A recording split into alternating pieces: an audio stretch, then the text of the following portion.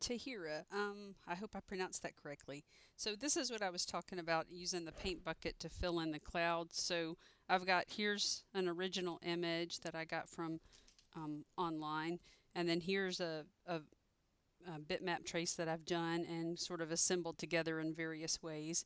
But so what I'm talking about to fill in to get these little clouds and put them over here, I'm just using the original image, and I come over here and this is the original, and I'm going to click off of that to make sure it's not selected. And now I'm going to choose the paint bucket, and I'll choose a light gray color, and then I'll hold down shift and click on the little X here to make sure there's no stroke color.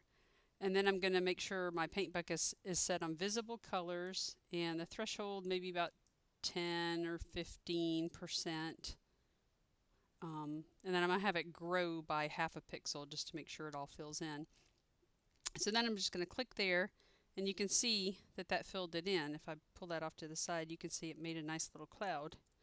And then I'm just going to do the same for this cloud and this cloud. I don't know if that's one or not, but I'll go ahead and do it. And then this guy here, I don't know if you want him in there or not. You might also want to fill in and make that part of the black outline. You can use the same thing, do the paint bucket there and change that one to black. And then we can take that over to the other one and join it with the black outline. So then what I would do is I would select all of these that I just did. I'm just holding down the shift key to select all those, and I'm going to union them together, Control Shift plus. Then I'm going to zoom out, and then I'm just going to take those and bring them over here to my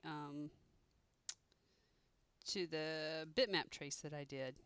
Then if you want this guy, that paint outline we did, I can just move him over here too and zoom in. Make sure that's all lined up correctly. Okay, so then I could union that black part. If that's selected, hold down shift and select my black outline and do path union. All right, and then you can see if I pull that out, it's unioned, but it's still hollow right there. So I'm with my black still selected, I'll just do path break apart, if I can find it, break apart, and then path union. Okay, so then and then you could go in and you could fill that with a light gray if you wanted to. If it was me, I'd probably just leave that cloud off and just go with these clouds here. But then you can see that that will give you your clouds that you wanted, and just using the paint bucket to fill in from the original image. And you could do the same thing with this little bullseye here too. It might be just easier just to draw that. But if you wanted to use the paint bucket, you could click on it, fill that in, and change it to red. So fill in the red parts. And then if I fill in that white part, it's going to go ahead and fill up in that shadow too. So the first thing I'm going to do is click my Bezier tool and draw a little boundary there, like so.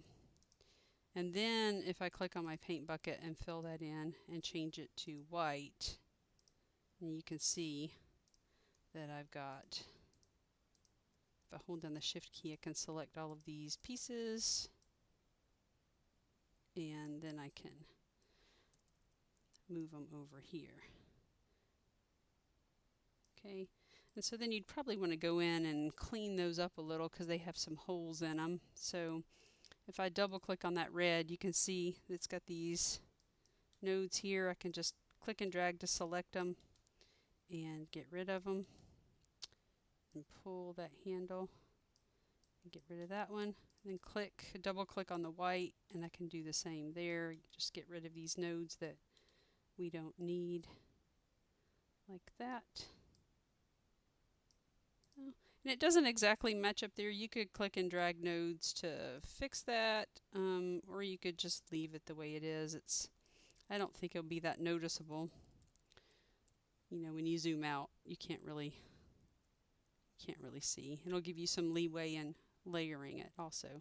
So I hope that that helps, just basically using the paint bucket to fill that in. Then you can take those objects and put them on your SVG. So, all right. let me know if that answers your question.